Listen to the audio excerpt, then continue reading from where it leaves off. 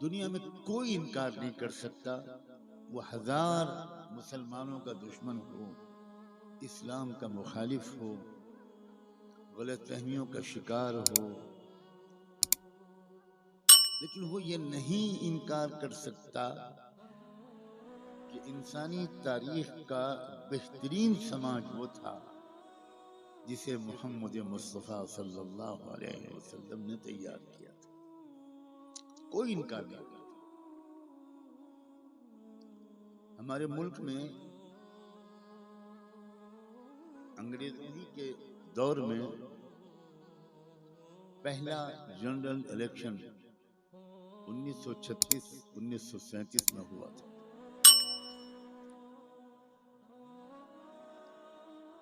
और उस इलेक्शन के नतीजे में बहुत से सूबों में कांग्रेस पार्टी की सरकार बनी। तो गांधी जी ने एक खत लिखा था उन सब सूबों में कांग्रेस के लीडरों को। वो खत उनके अखबार स्वराज में छपा भी था। मैंने अपनी आंखों से वो खत कई बार पढ़ा है। गांधी जी ने उसमें कांग्रेस के उन लीडरों को लिखा था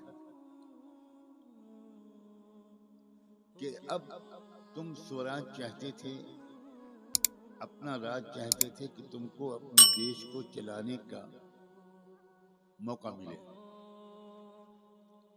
सो ये पहली बार तुमको एक मौका मिला है इतने सूबों में कि तुम इस अपने अपने सूबों को अपनी मर्जी के मुताबिक चला सकते हो और सच्चे माने में वहां स्वराज कायम कर सकते हो। गांधी जी ने लिखा कि मेरी जिंदगी तारीख के मुताले में भी बहुत गुजरी है, मैंने बहुत पढ़ा है कौमों की तारीख को।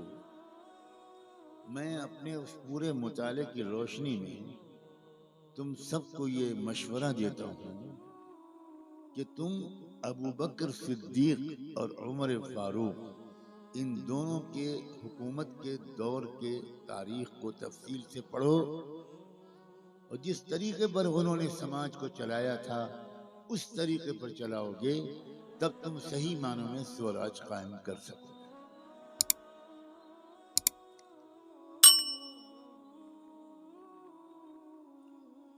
इस वक्त जो सबसे ज्यादा दुख की बात है, शर्म की बात है,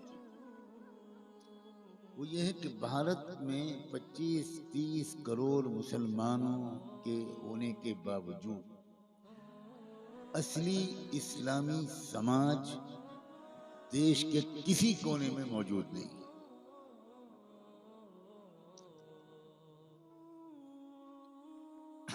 मस्जिदें हैं, मदरसे हैं, रात रात भर के जलसे भी हैं,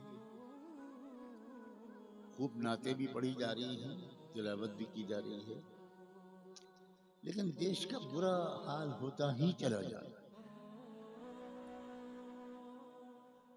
चोरी बढ़ रही है, डाके बढ़ रहे हैं, लड़कियों और महिलाओं की इज्जतें लूटी जा रही हैं। सड़क पर किसी शरीफ लड़की का चलना मुश्किल हो गया, किसी कॉलेज में पढ़ना मुश्किल होता जा रहा है, किसी ऑफिस में जाना या काम करना मुश्किल होता जा रहा है, गरीबों की जिंदगी अजीरन होती जा रही है।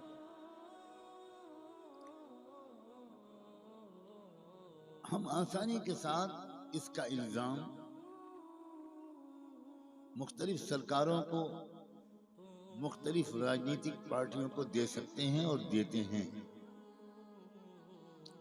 लेकिन आज मैं कुछ और कहने या याद दिलाने या एहसास दिलाने के लिए आपकी खिदमत में हाजिर हुआ हूं और जो कहूंगा बहुत ही आपकी मोहब्बत के साथ, बहुत आपकी इज्जत और एहतराम के साथ। उलमा तो हैं ही हमारे सर के ताज। अगर इस मजमे में कोई ऐसा शख्स भी बैठा है जो 5 वक्त की नमाज अभी नहीं पढ़ता,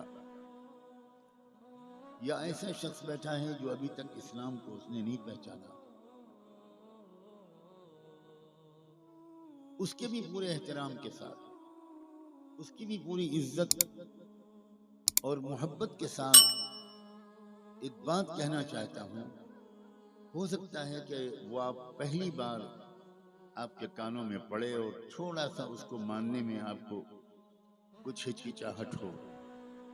मेरा मानना ये है कि इस देश की बर्बादी, इस देश के जराइम, इस देश की भुखमरी, इस देश की गुर्बत, इस देश की जहालत, इस देश में नाइंसाफी का फैलना, इस देश की लड़कियों की इज्जतों का लूटा जाना, इसकी सबसे बड़ी जिम्मेदारी हमारे और आपके ऊपर है, जो हम अपने आप को सैयदना मोहम्मद रसूलुल्लाह की उम्मत कहते हैं। हम जिम्मेदार। किसी कौम के जिम्मे ये काम नहीं किया गया कि वो दुनिया को सुधारे। ये मैं बहुत बड़ी बात कह रहा हूं। किसी कौम के जिम्मे ये काम नहीं किया गया। ये तो मोहम्मद रसूलुल्लाह की उम्मत के जिम्मे ये काम किया गया। कुंतुम खैरा उम्मतिन उखरिजत लिन्नास। अब तुमको मोहम्मद ने तैयार कर दिया है, तुम एक बेहतरीन कौम बन गए हो, बहुत अच्छी उम्मत बन गए हो। अब ये अच्छाई और नेकाई तुम तक सीमित नहीं रहनी चाहिए।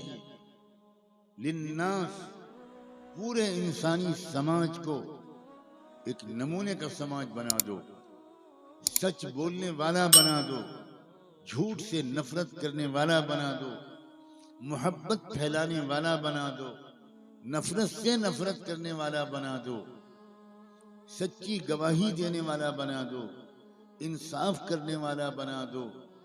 तुम्हारे जीते जी एक भी दुनिया में अगर भूखा रहा तो तुम्हारी नमाजों के बावजूद और तुम्हारी दाढ़ी और कुर्ते और टोपी के बावजूद मैं कयामत के मैदान में उस गरीब की भूख के बारे में तुमसे जरूर पूछूं।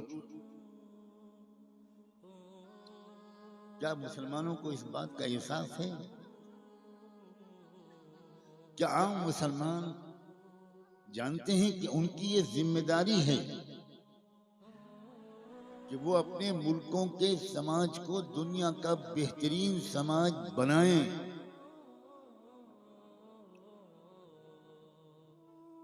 वो अकेले नेक बन जाएं, ये मुसलमान के लिए बिल्कुल काबिल कबूल और काफी नहीं, कतई नहीं।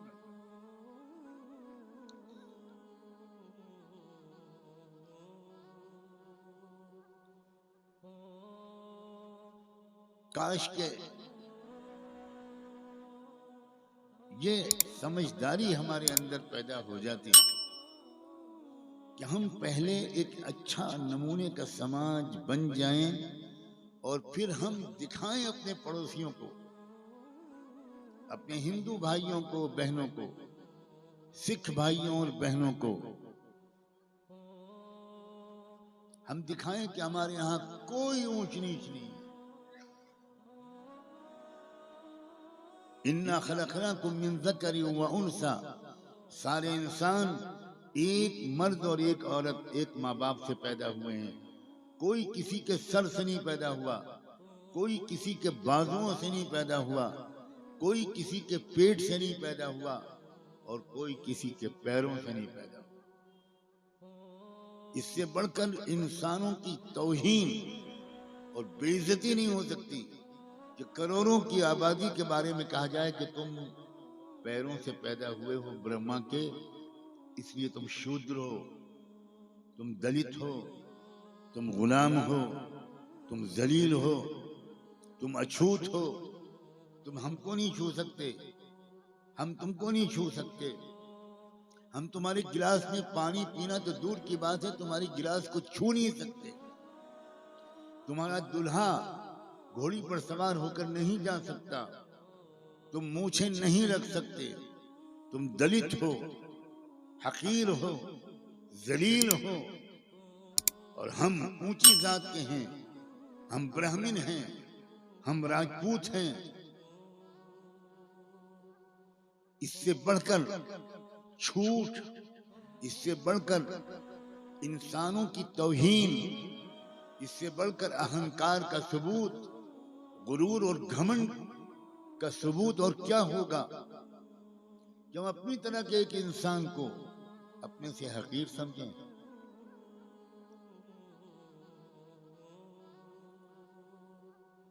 मुस्लिम समाज अगर वाकई इस बराबरी पर कायम होता, मुस्लिम समाज के अंदर कोई ऊंच नीच न होती, मुस्लिम समाज के लोग वो सब बिल्कुल बराबर एक दूसरे को समझते, अपने व्यवहार में समझते, अपने रिश्तों नाते में समझते, अपने खाने पीने में समझते, अपनी दोस्तियों में समझते, तो फिर हम दूसरों से कह सकते थे कि देखो हमारे समाज को।